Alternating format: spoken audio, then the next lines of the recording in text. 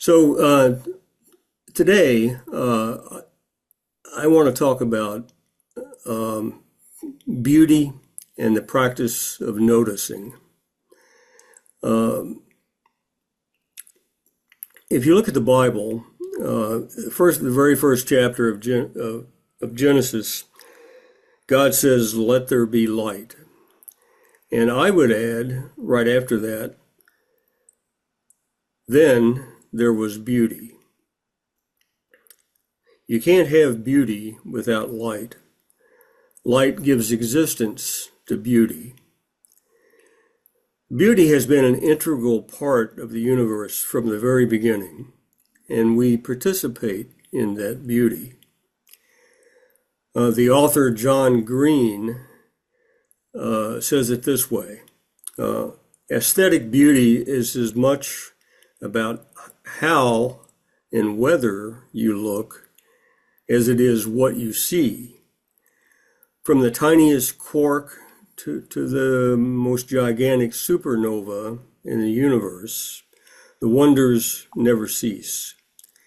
It is our attentiveness that is in short supply, our ability and willingness to do the work that living in a state of awe requires. So for the last 40 plus years, my primary practice has been simply to show up on the cushion every morning and see what happens. Later on, around the beginning of COVID, about the same time that Heart to Heart was launched, I added a daily walking practice with my puppy Newton. And I've talked about this walking practice before on Heart to Heart, but today I want to focus on how that practice has evolved. The place where we walk is about a mile from my house. It's a little 400-acre park, part of the Louisville Metro Park System, with a 2.5-mile loop that goes around a central lake and several miles of off-road trails.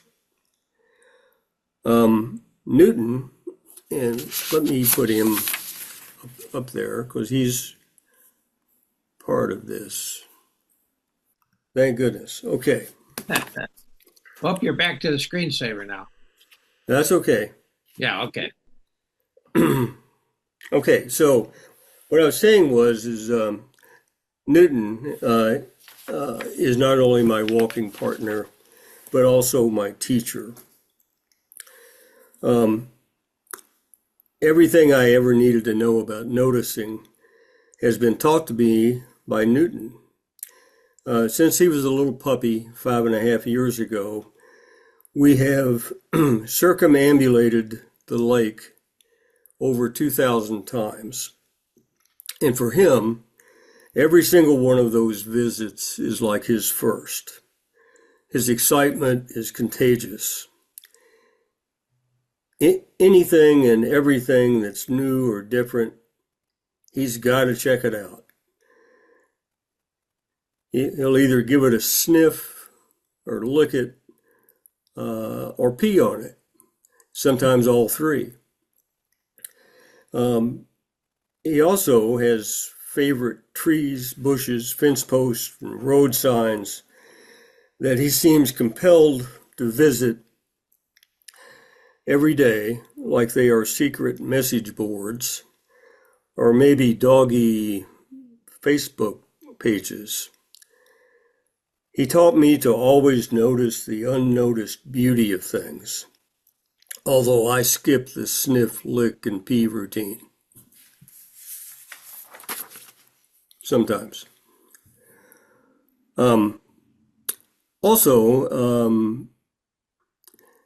I've had a long time interest in photography. And back in the day, whenever we traveled, I had so much camera gear, I had to pack an extra suitcase everywhere we traveled, and man, what a pain that was, dragging that stuff all over Europe and the Holy Land and that sort of thing. And early versions of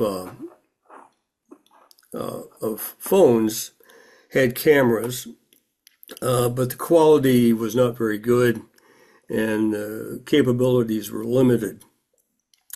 Up until Apple introduced the iPhone 15 3 years ago. And then all of a sudden,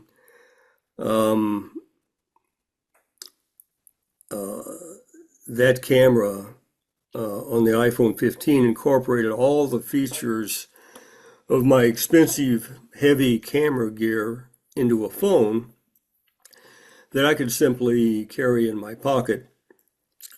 It was a total game changer. And so I started taking photos on our daily walks, at first just for myself. Then soon it occurred to me during a sitting meditation that I should bring this full circle, and I needed to share the beauty of his finding with other people. So about 18 months ago, I started posting some of them on my Facebook page, along with a few lines of poetry under the heading Found Art in the Park. The author of Braiding Sweetgrass, Robin Wall Kimmerer, says, paying attention or noticing is a form of reciprocity with the living world, receiving all the gifts of beauty with open eyes and with open heart. I think that statement fits perfectly with Joe's statement from Dancing with the Spirit last month in January, where he said it's important for us to stop, look, and go with gratitude. My version of that would be slow down, notice the beauty, be grateful, and share it with a friend. So what I want to do is share with you a few examples of my moments of deep gratitude from the park.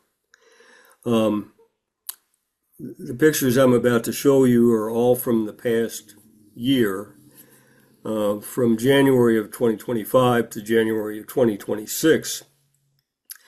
And a couple of notes about my photos.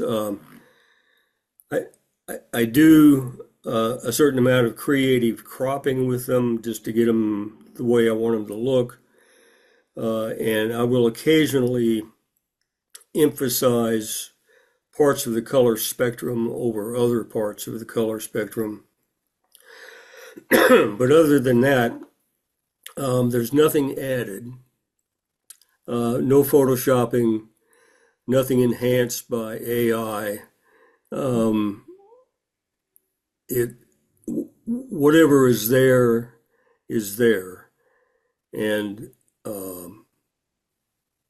so there's no tricks going on in any of this outside of some cropping things. So my technique, as opposed to Newton's sniff, lick, and pee, mine is look up, look down, look straight ahead, and look closer.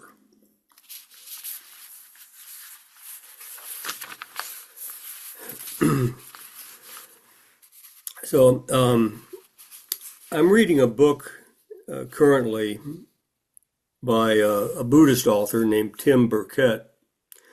And the name of the book is Enlightenment is an Accident. And his view is that our practice is a way to make us more accident prone, so that, and I think that applies to the whole thing about beauty, is that usually you can't manufacture it. You just kind of stumble into it by accident. So I'm going to start off with looking at some of these photos. This one is one that is definitely a happy accident. I took this picture because I love the color of the yellow sunset on the horizon and the silhouette of the tree in the foreground. But it was several hours later before I noticed that what's really unique about this photo is that all the main branches of that tree are following the breaks in the clouds behind it. And that was truly a happy accident. I hadn't seen that at all when I took the picture. This one is a sunrise that was done early on when I first started posting things on Facebook. And my friend Dennis, who's not especially a religious or a spiritual person at all, he responded to me right away. And he said, "John, when I see beauty like this, I can't help but believe that God really does exist." And that's exactly the kind of response I was hoping for when I started doing this. This is another sunset with the sun reflected in a small pond next to the lake. This one is a tree that looks like it has a 3-prong plug connected to the sun, recharging its batteries for the spring. These are clouds from an approaching storm that was late in the summer this year. And I thought the colors and the texture of those clouds reminded me of a Van Gogh painting.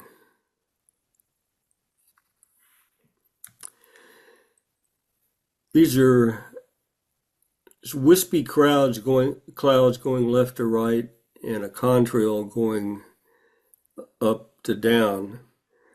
So wispy clouds and feathery contrails make an interesting pattern in the sky. And this one, it reminded me of the way winter fire and ice tend to coexist. To me, this photo looks like an angel with a sun face emoji. So the reason I like to look up first is because that's the easiest place to find beauty, I think, is in sunrises and sunsets, clouds in the interplay with the sun. But when you're done with that, the next best thing is to look down, because looking from a different perspective like that, you might see things that you would normally never even notice. You might walk right past, like this. I would have no idea what that was if I hadn't have been right at a certain point in the park at that particular time. There's a place where a very large sycamore tree has grown out over the road, and Newton and I happened to be walking right by that tree, and a car came the other direction and ran over one of the sycamore seed pods that they have.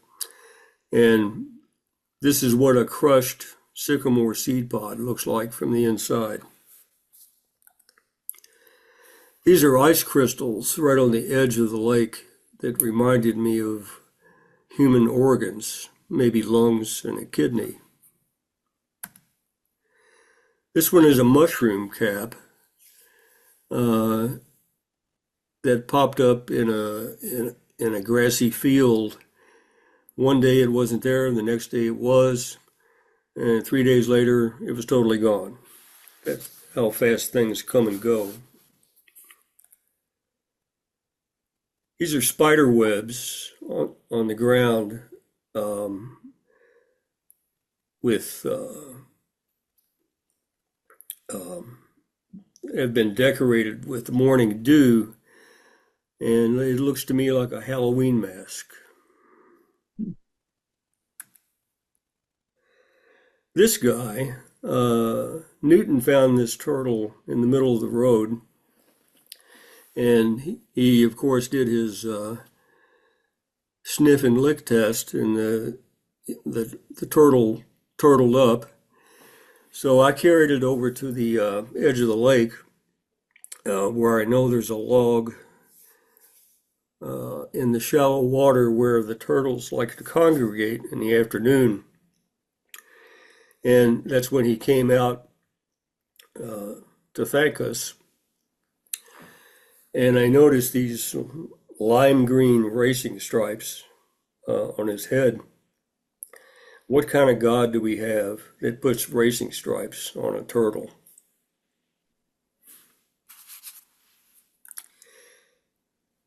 This picture looked like either modern art or Japanese calligraphy to me, but they're actually shadows of a tree on the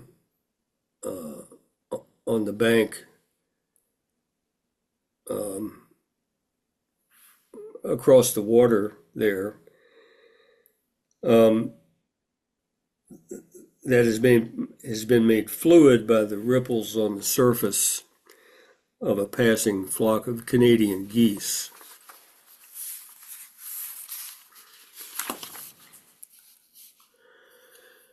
This is a ball of discarded fishing line that looks like a bedazzled necklace holding jewels of water droplets from a morning rain. It reminds me of Indra's net, where each drop is reflecting all the other drops.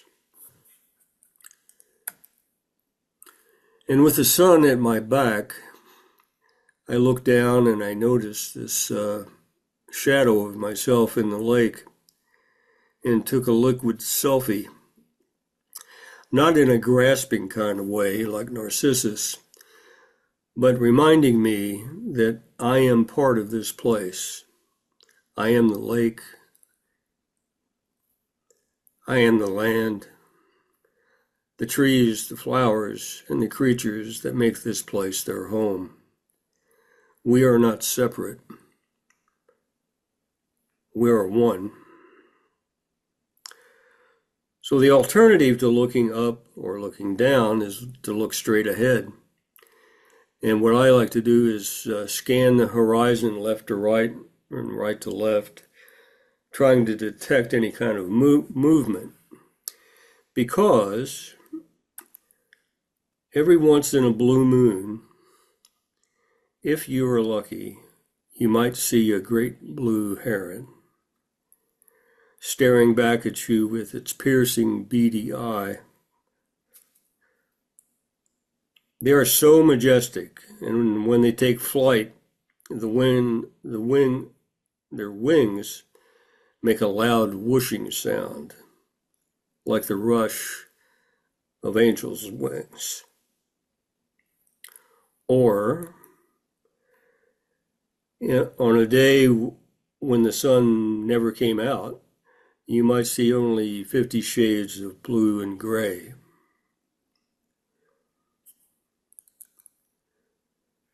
This photo was taken at dusk, when a thin layer of fog was forming on the surface at the deep end of the lake. It's kind of mysterious looking. And on a perfectly still morning, the snow-covered pavilion is perfectly reflected.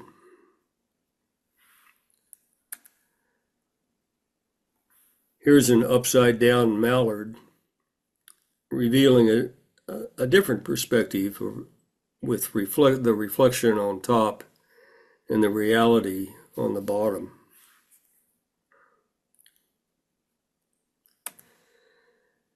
Newton and I were taking a break at this picnic table when this white admiral butterfly decided to stop in and visit with us. But I really think he was there to get some paint chips to add to his color on his wings, because it looks like an exact color match to me. These picnic tables are normally high and dry in the grass, but not this year. What happened was we have a very active family of beavers that live at the lake, and they decided to build a new house. So they built themselves a beaver lodge. Unfortunately, they put it right at the entrance to an overflow channel around the lake, and so it's not draining properly. But if you're willing to wade out into the lake to one of those tables, you can have a picnic with your feet in the sky. This is the ever-present shimmering light on bright and windy days. It's a sight that keeps me coming back for more. Here is a pair of ducks with a paradox. They both look pissed off to me, and I'm thinking that it's some sort of domestic dispute.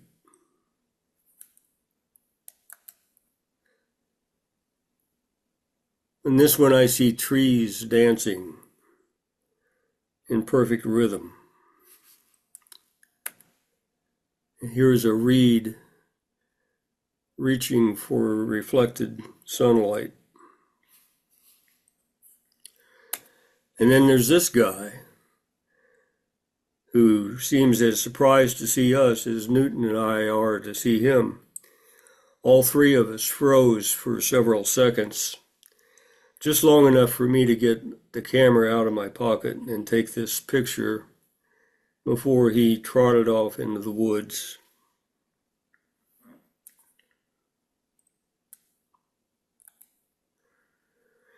In springtime, the first thing that blooms are the wild white pear trees. And they're so abundant in this little park that the Park Service considers them invasive. This one grows on a little sliver of land that juts out into the lake. And when they're in bloom like this, the entire park, all 400 acres, has that sweet, sticky smell of pear blossoms. It's absolutely wonderful.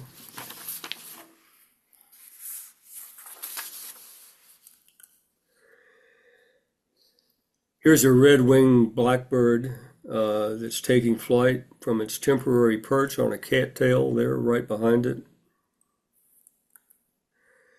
And in the fall, the red maples always steal the show. And this is the kind of beauty that everybody will notice. But if you really want to see the hidden beauty, you need to get a little closer.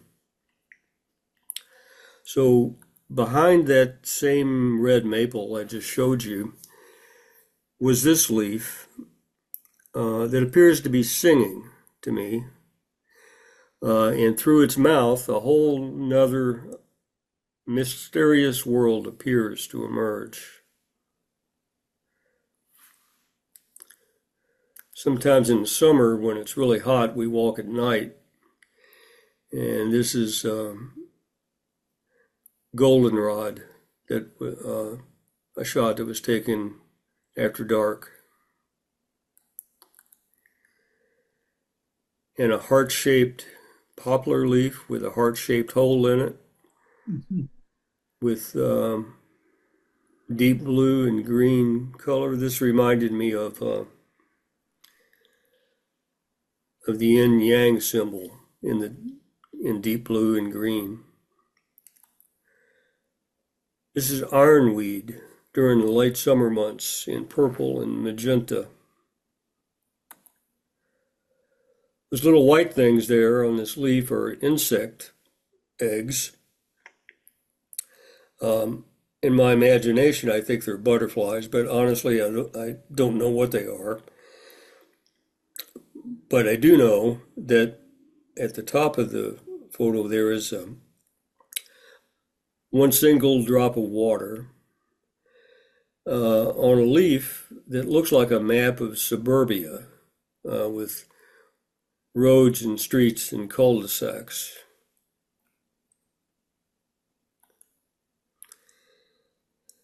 This is a great spangled butterfly feeding on orange milkweed. And that's the same plant that monarchs feed on when they come through here on their annual migration down toward Mexico. This is a cattail that looks more like a bird than it does a cat.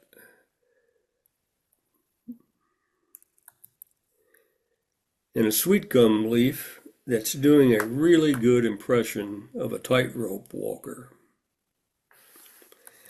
So finally, in the second week of November, this only happens once a year. In the second week of November, when the sun gets really low in the sky, you have these impossibly long shadows. Newton's on the left there, I'm on the right. We both look like we're 50 feet tall. And so this is my cue to say so long from Long Run Park. But I want to end with a quote from John Muir, the great naturalist and father of our national park system, who says, "When you tug at any single thing in nature, you find it attached to the entire universe. In nature, you receive far more than what you seek." Now I'm going to come back to these images in just a minute. Well, I have one image that's going to lead us into meditation. So my intention in putting all this together was for us to develop a deeper sense of awareness and appreciation of the divine presence that resides within everything beautiful. For me, each one of these photos is an icon, a doorway into the sacred that reveals a different and unique aspect of the divine presence in our lives.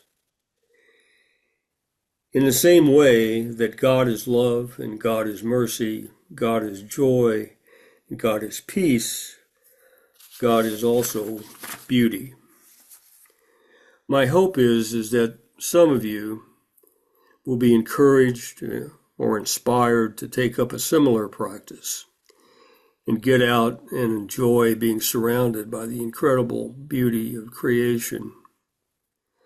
A nature practice can even help transform the muddy water of our social condition into a beautiful lotus flower.